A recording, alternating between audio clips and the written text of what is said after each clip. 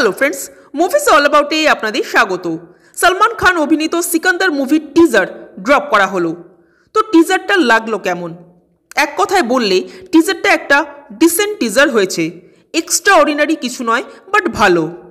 মুভির প্রথম ঝলক হিসেবে একজন অ্যাকশন হিরোকে ঠিক যেভাবে প্রেজেন্ট করা দরকার ঠিক সেভাবেই প্রেজেন্ট করা হয়েছে।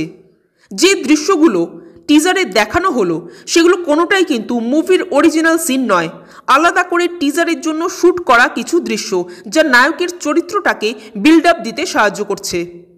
সলমান খানের মুভি বলতেই আমরা প্রতিনিয়ত নতুন কিছু আশা করে থাকি, তবে হ্যাঁ, অনেকদিন পর সলমান খানকে মাসি রূপে ফিরতে দেখে বেশ ভালো লাগলো। যেভাবে সিনটাকে শুরু করা হয়েছে, সলমান একটা মিউজিয়ামের মতো জায়গায় হাঁটছেন, সেখানে প্রচুর অস্ত্রশস্ত্র রাখা রয়েছে। সেখানে যে মূর্তিগুলো রয়েছে সেগুলো আসলে মানুষ যারা সলমানের উপর অ্যাটাক করবে। এই দৃশ্যটা কিন্তু খুব সুন্দরভাবে ডিজাইন করা হয়েছে। এখানে লাইটিংয়ের কাজ দারুণ হয়েছে। যদিও সলমানের লুকটা নিয়ে সেভাবে কোনো এক্সপেরিমেন্ট করা হয়নি, তাহলেও সলমানকে বেশ ভালো লাগছে অ্যাজ ইউজুয়াল। এই টিজারটা আমার একটা ঠিকঠাক টিজার লাগলো।